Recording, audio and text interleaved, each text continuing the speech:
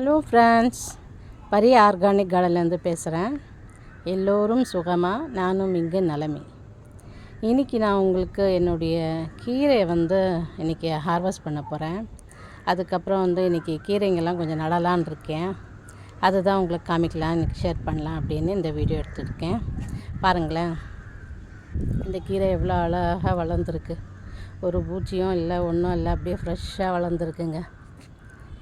இதே மாதிரி நீங்கள்லாம் வீட்டில் போட்டிங்கன்னா, வெளியில் வாங்கிக்கிற கீரையை எடுத்துகிட்டு ஆஞ்சி பண்ணுறதுக்கு இந்த காலத்தில் யாருக்குங்க டைம் இருக்குது? இப்போ நம்ம வீட்டில் ஒரு இடமா இருந்தாலும், ஒரு பால்கனியாக இருந்தாலும், இந்த மாதிரி ஒரு 2-3 தொட்டியை வச்சு எல்லா வகையான கீரைங்களை நம்ம போட்டுக்கிட்டால், நம்ம வீக்லி ஒன்ஸ் டுவைஸ் நம்ம எடுத்துக்கிட்டாலே நல்லாயிருக்குங்க. ஆயிரத்துக்கும் ரொம்ப கம்மி. எனக்கு வெட்டி எடுத்துகிட்டு நீங்கள் நம்ம இலை பின்னாடி எதனா பூச்சி இருக்கா அப்படின்னு நம்ம செக் பண்ணிக்கிட்டு உடனே எடுத்து சமைக்கிறதுக்கு, பொரியல் பண்ணவோ தால் பண்ணவோ நம்மளுக்கு ரொம்ப நல்லாயிருக்கும். இது நம்ம எல்லாருடைய இந்தியன் கிச்சன்லேயும் இந்த கீரைகள் அவசியம். எல்லாருடைய வீட்டில் நம்ம ஹெல்த்துக்காகவும் ரொம்ப அவசியம். எல்லா கீரையும் ஃபுல்லாக நியூட்ரிஷியஸ் வேல்யூ இருக்குது. இதில் கீரையில் ரொம்ப ப்ரோட்டீன் இருக்குது. ஹீமோக்ளோபின் லெவல் பூஸ்ட் பண்ணுது. போன்ஸ் ஸ்ட்ரென்தனிங் பண்ணுது. நம்ம டைஜஷனையும் நல்லா பண்ணுதுங்க. இது ஈஸி, நம்மளுக்கு குக் பண்ணுறதுக்கும் ரொம்ப ஈஸி. ஒரு 5 நிமிஷம் எடுத்தாலே பொரியல் பண்ணிடலாம். நான் ஒரு 6 கீரை வகைகள் தாங்க போட்டுப்பேன். எல்லா கீரையும் போட முடியாது. இருக்கிற தொட்டிங்களை வச்சு நான் மாற்றி மாற்றி கீரைங்களை போட்டுப்பேன். நான் இந்த மாதிரி சிறுகீரை, அரைக்கீரை, பருப்புக்கீரை, பாலக்கீரையும் போட்டுப்பேன். புளிச்சக்கீரையும் எப்போது போட்டுப்பேன். சிவப்பு கீரை போட்டுப்பேன். வெந்தயக்கீரை போட்டுப்பேன். அதுக்கப்புறம் முருங்கைக்கீரை வீட்லேயே மரம் இருக்குது. அதனால் முருங்கைக்கீரைலாம் மேலே வச்சுருக்கேன். திருப்பியும் அது வந்தால் நல்லாயிருக்கும். கீரைங்க எல்லா வகையான கீரையும் நம்ம வீக்லி ஒன்ஸ் டுவைஸ் நம்ம எடுத்துக்கிட்டால் நம்ம உடம்புக்கு ரொம்ப நல்லது. நம்மளுக்கு இங்கே பாருங்கள், பாலக்கீரை போட்டிருக்கேன். இங்கே 2 இதில் பாலக்கீரை வந்திருக்கு. நம்ம பாலக்கீரை ஃபுல்லாக வைட்டமின்ஸும் மினரல்ஸ் நிறைஞ்சிருக்கு. இது ஹை இன் ஃபைபர் கூட. அயர்ன் நிறைய இருக்குது. இதில் vitamin A, C and K எல்லாம் இருக்குது. ப்ரோட்டீன் அதிகமாக இருக்குது நம்மளுக்கு. இதுவும் எல்லா வகையான கீரைங்களும் நம்மளுக்கு டைஜஷன் இது நம்மளுக்கு ட்ராக் ரொம்ப நல்லா டைஜஷன் ஆகும். நம்ம இதில் பாலக்கில் நிறைய எவ்வளோ டிஷ்ஷஸ் பண்ணலாங்க. பாலக் கீரையை வச்சுக்கிட்டு பாலக் புலாவ் பண்ணலாம், பாலக் ரோட்டி பண்ணலாம், பாலக் கறி பண்ணலாம், பாலக் பன்னீர் பண்ணலாம். இது எல்லாமே பண்ணலாங்க. அதுக்கப்புறம் இப்போ இன்றைக்கி கொஞ்சம் விதைங்க விதைக்கலான் இருக்கேன். வாங்க போய் நம்ம அதை பார்க்கலாம். இது தாங்க என்னுடைய க்ரோ பேக்கு, கீரை போடுறது. நான் 2 வகையாக வச்சுருக்கேன். இந்த மாதிரி ஒரு க்ரோ பேக் ஒன்று இருக்குது. இன்னொன்று ரெக்டாங்குலர் பாட்டில் வச்சுருக்கேன். பிளாஸ்டிக், அது ரெக்டாங்குலர் பாட்டு. இது பாருங்கள், இந்த க்ரோ பேக்கில் மண் கலவை நல்லா இருக்கணும். இது பாருங்கள், இது பழைய மண் தாங்க. இதில் நான் கொஞ்சம் வெர்மி, கவுடங்கு, இந்த நீம் பவுடர், அப்புறம் கொஞ்சம் மஞ்சள்லாம் கலந்து இது ஒரு பாட்டிங் மிக்ஸாக ரெடி பண்ணியிருக்கேன். இதில் தான் இங்கே 2 விதை வச்சுருக்கேன். நான் ஒரு பாலக் வச்சுருக்கேன், இன்னொன்று சிவப்பு கீரை. அந்த பாலக் நான் இதில் இப்படி ஸ்ப்ரிங்கிள் பண்ணி விடுறேன். தூரமாக கொஞ்சம் ஸ்ப்ரிங்கிள் பண்ணி விட்டாலே வந்துடும்.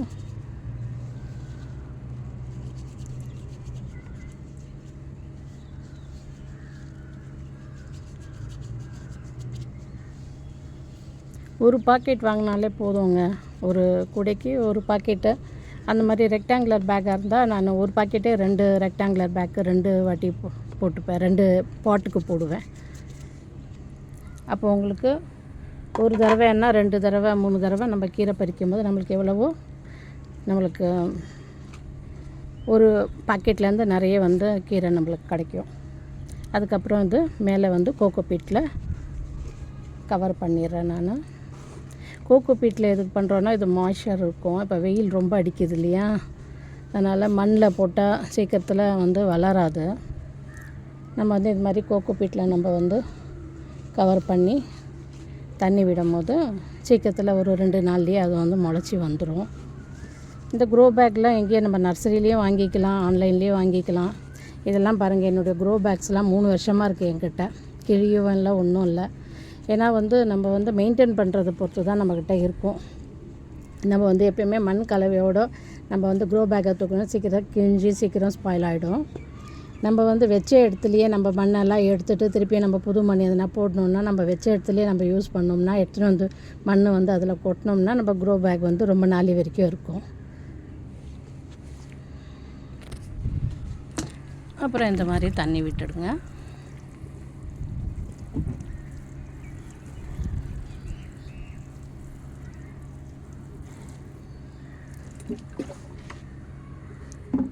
நான் ஒண்டியாகவே பண்ணுறதுனால கொஞ்சம் கஷ்டமாக இருக்குது, ஃபோனையும் பிடிச்சிக்கிட்டு பண்ணுறதுனால. இன்னொரு க்ரோ பேக்கில் அந்த சிவப்பு கீரையை கொஞ்சம் தூவி விடலாம்.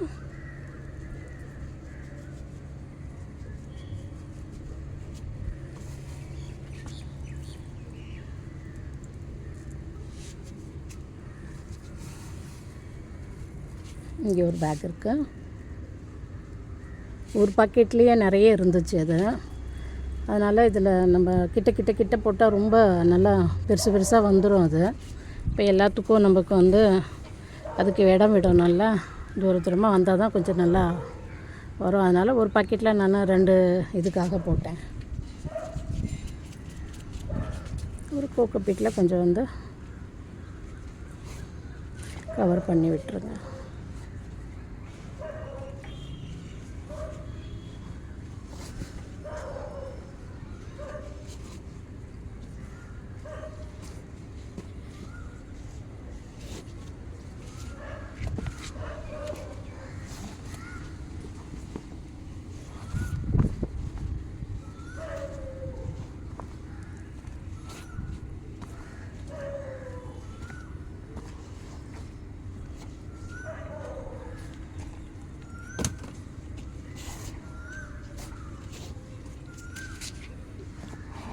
அவ்வளோதாங்க, ஃபுல்லாக தண்ணி பாய்ச்சிருங்க. இது ஒரு டைப்பில் இந்த மாதிரி ஒன்று போடுவேன்.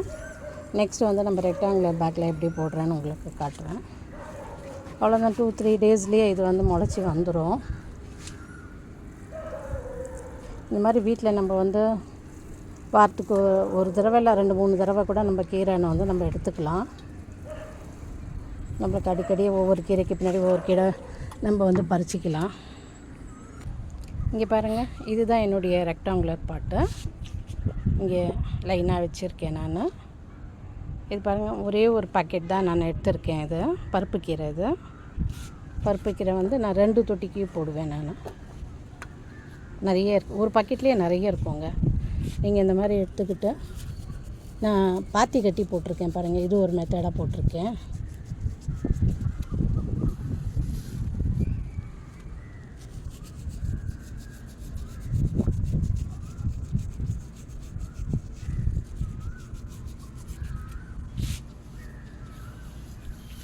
இங்கே பக்கத்தில் போட போகிறேன்.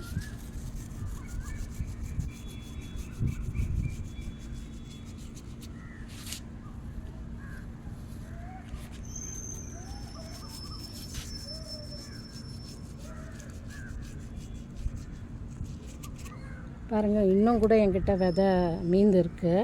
இன்னொரு தொட்டிலையும் போடலாம். இது பாருங்கள், இன்னும் கூட மீந்து இருக்குது. நான் இப்போ ஒரு பேக்கெட்டில் 3 தொட்டிக்கு போட்டிருக்கேன்.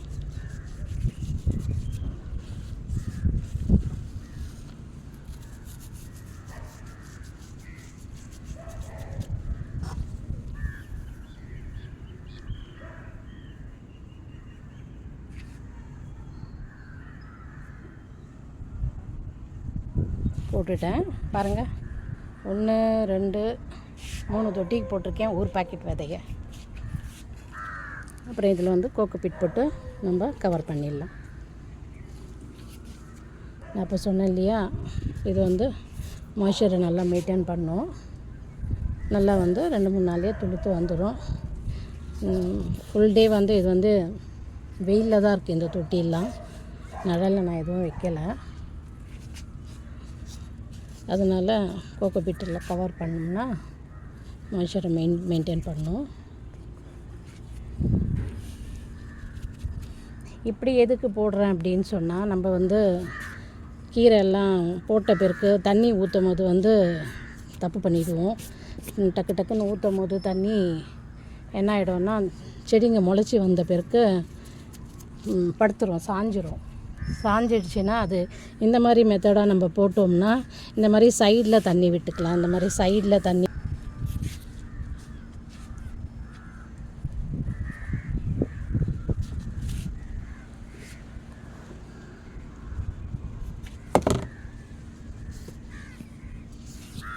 அவ்வளோதாங்க.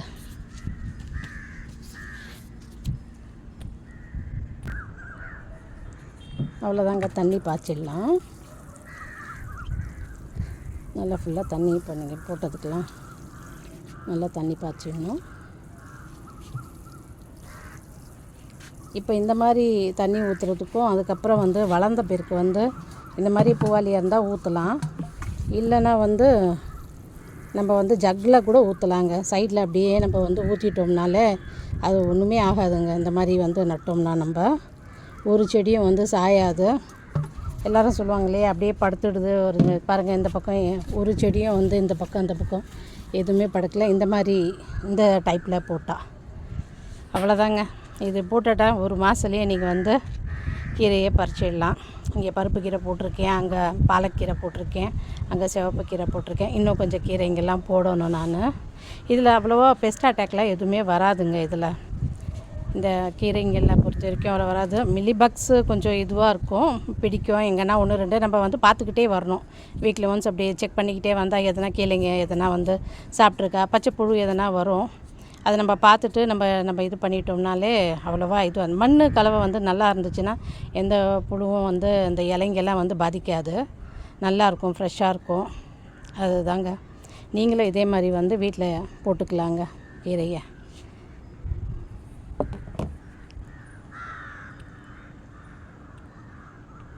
ஹார்வெஸ்ட் பண்ணிட்டேன் கீரை. எவ்வளோ கீரை பாருங்கள், ஒரு தட்டு ஃபுல்லாக இருக்குது. ஒரு வாட்டி வந்து நீங்கள் இந்த மாதிரி கீரை போட்டால் நீங்கள் எல்லாமே வந்து உடனே வந்து பிடுங்கிட வேண்டாம். திருப்பியும் இது செகண்ட் டைம் வந்து இந்த சின்ன சின்ன செடிங்கெல்லாம் வந்திருக்கு இல்லையா, திருப்பி இது செகண்ட் டைம் வந்து நீங்கள் வந்து இதை திருப்பியும் பறிக்கலாம். அப்புறம் தேர்ட் டைமில் வந்து நீங்கள் ஃபுல்லாகவே பிடுங்கி போட்டுடலாம். இப்போ செகண்ட் டைம் நான் ஃபஸ்ட்டு ஹார்வெஸ்ட் பண்ணிட்டேன் இல்லைங்களா, இப்போ வந்து செகண்ட் டைம் வந்து இது கொஞ்சோண்டு நீங்கள் வந்து இதில் கொஞ்சம் வெர்மி போட்டு விட்டால் போதும். இங்கே பாருங்கள், கொஞ்சம் வெறுமை தூவி விட்ருங்க. இங்கே அதே மாதிரி கொஞ்சம் வெறுமை தூவி விட்ருங்க.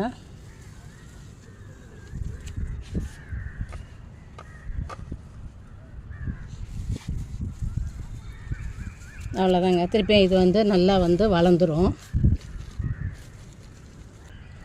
அதுக்கப்புறம் இந்த மாதிரி வந்து தண்ணி விட்டுடுங்க கொஞ்சம்.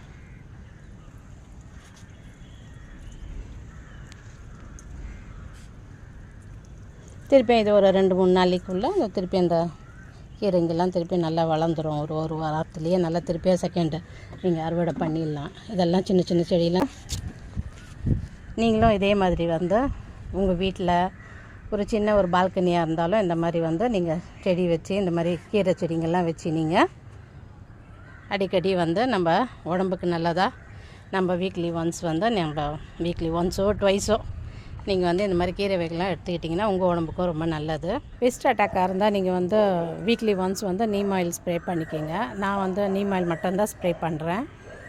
அதுக்கப்புறம் வந்து எதனா வந்து உங்களுக்கு இந்த மாதிரி கீரை இது பண்ண பிறகு கொஞ்சம் வெறுமை வந்து தூவி விட்டால் போதும்.